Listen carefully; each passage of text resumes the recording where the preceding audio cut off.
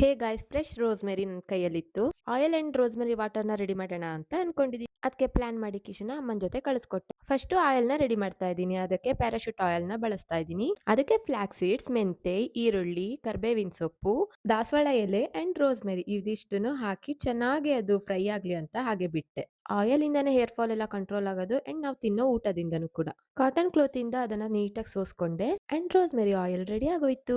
ಈ ವೆದರಿಗೆ ಸಖತ್ hair fall ಎಲ್ಲ ಸ್ಟಾರ್ಟ್ ಆಗ್ಬಿಟ್ಟಿದೆ. ಅದಕ್ಕೋಸ್ಕರನೇ ಇದ್ ಮಾಡ್ತಾ ಇರೋದು. ಇನ್ನ ರೋಸ್‌ಮೆರಿ ವಾಟರ್ ಮಾಡೋದಕ್ಕೆ 1 ಗ್ಲಾಸ್ ನೀರಿಗೆ ಈ ತರ ರೋಸ್‌ಮೆರಿ ಹಾಕಿಟ್ಕೊಂಡೆ. ಅದನ್ನ ಅರ್ಧ ಗ್ಲಾಸ್ ಆಗೋ ತನಕನೂ ಕುದಿಸ್ದೆ. ಆಮೇಲೆ ಈ ತರ ಒಂದು ಸ್ಪ್ರೇ ಬಾಟಲಿಗೆ ಹಾಕಿ ಸ್ಟೋರ್ ಮಾಡಿ ಫ್ರಿಡ್ಜ್ ಅಲ್ಲಿ ಇಟ್ಕೋಬಹುದು. ನಾನಿವತ್ತು ತಲೆ ಸ್ನಾನ ಮಾಡ್ಕೋಬೇಕಿತ್ತು. ಅದರಿಂದನೇ ಸ್ವಲ್ಪ ಆಯಿಲ್ ತಗೊಂಡು ಹಚ್ಕೋತಿದ್ದೆ. ಅಷ್ಟರೊಳಗೆ ನನ್ನ ಸಿಸ್ಟರ್ ಮತ್ತೆ ಅವ್ರ ಅಮ್ಮ ಬಂದ್ರು. 2 ಟು 3 ಅವರ್ಸ್ ಬಿಟ್ಟು ಹೇರ್ ವಾಶ್ ಮಾಡಿದೀನಿ. ಆಯಿಲ್ ಅಲ್ಲಿ ಎಷ್ಟು ಘಮ ಘಮ ಅಂತ ಸ್ಮೆಲ್ ಬರ್ತಿತ್ತು ಗೊತ್ತಾ? ಕೂದಲಂತೂ ಸಖತ್ ಸಾಫ್ಟ್ ಅಂಡ್ ಶೈನ್ ಆಗ್ತಾ ಇತ್ತು ಫಸ್ಟ್ ವಾಶಿಗೆ. ಟ್ರೈ ಮಾಡಿ ಆಯ್ತಾ?